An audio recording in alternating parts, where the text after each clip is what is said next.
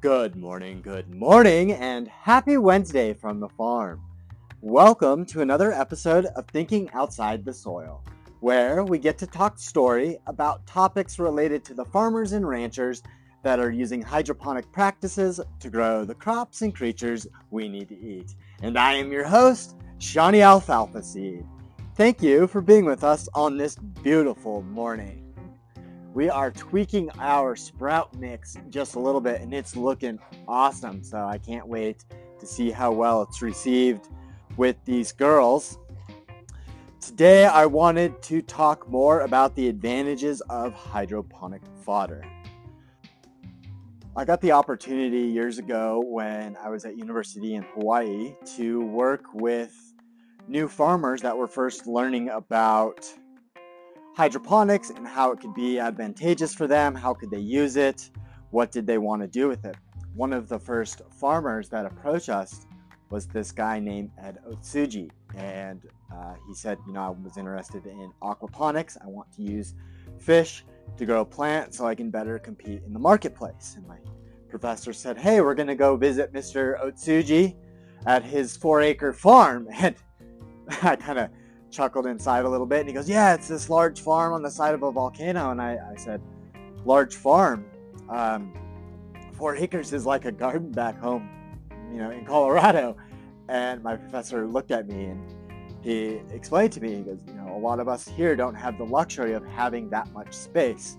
And the farmers there were interested in finding these alternative solutions because there were these huge advantages that I was just learning about. And the biggest two that I got to learn about were how this farmer was growing almost as much food as farms 10 times his size because of his farming practices. And he was using a lot less water to do it.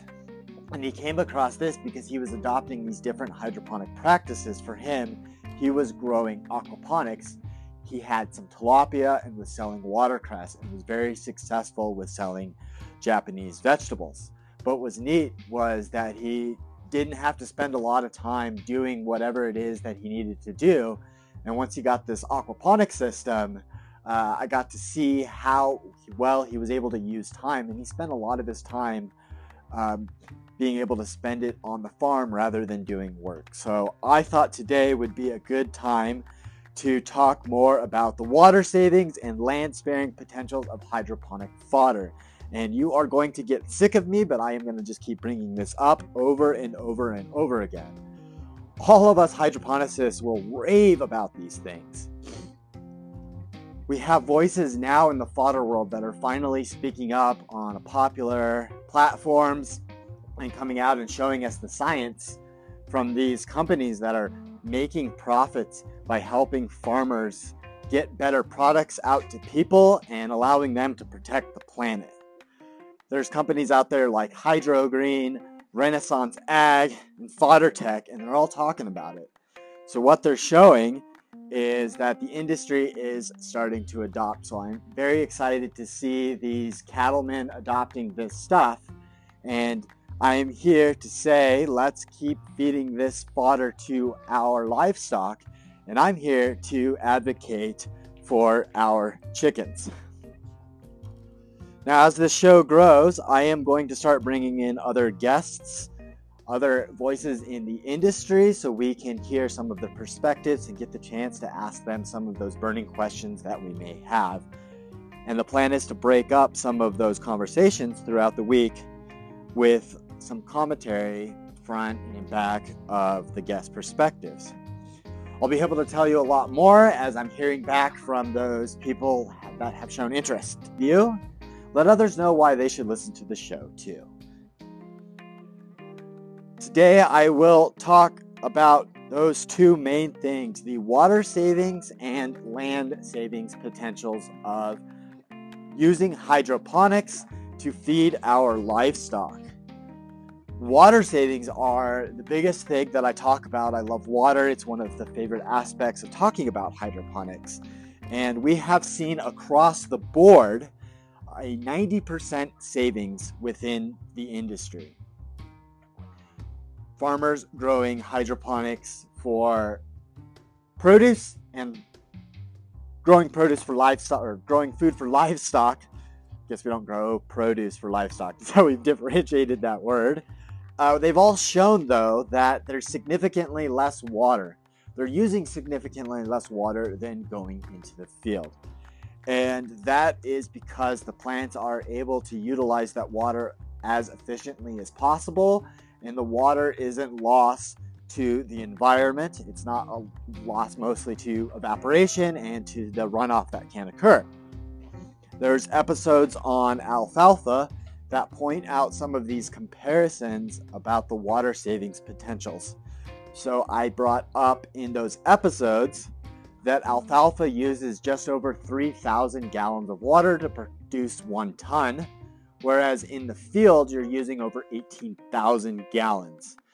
And we tend to talk in acre feet, so those numbers are quite small when we're talking about acre feet, but 3,000 gallons is even smaller.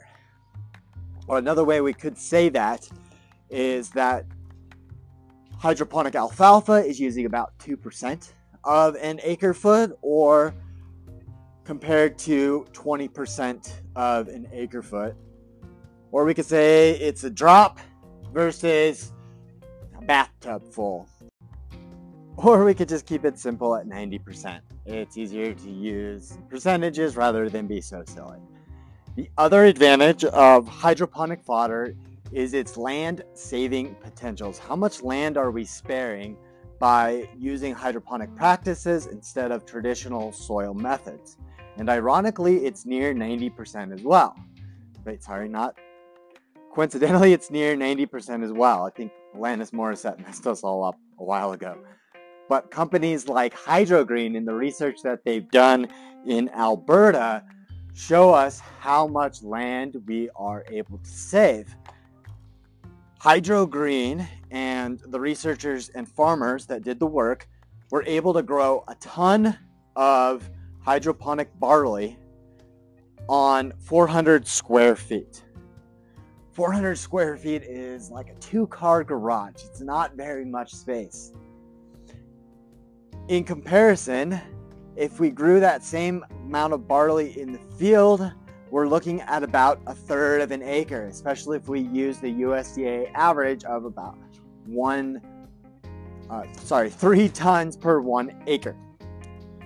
And I've heard recently that they've been able to improve upon that 1 ton per 400 square feet, which is awesome because it shows how much advancement we're making in such a short amount of time.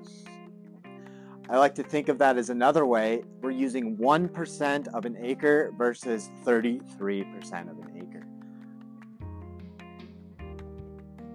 Historically, and even today, we're seeing these huge advantages of hydroponics, and we get to hear more and more how hydroponics is helping farmers feed their livestock and allowing them to use a lot less water and a lot less land. So it's time for us to continue having this conversation and get louder and find ways farmers can take advantage of these practices.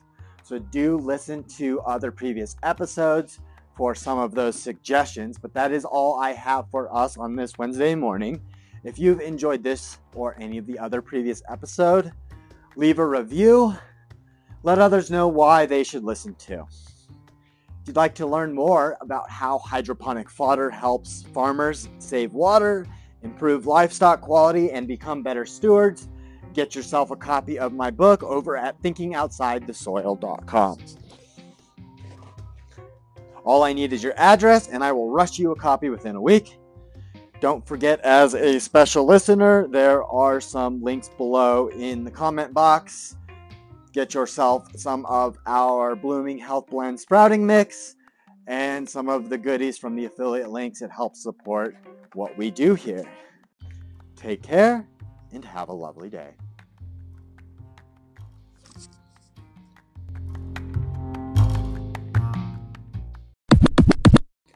Hey, before you go, check out the links below.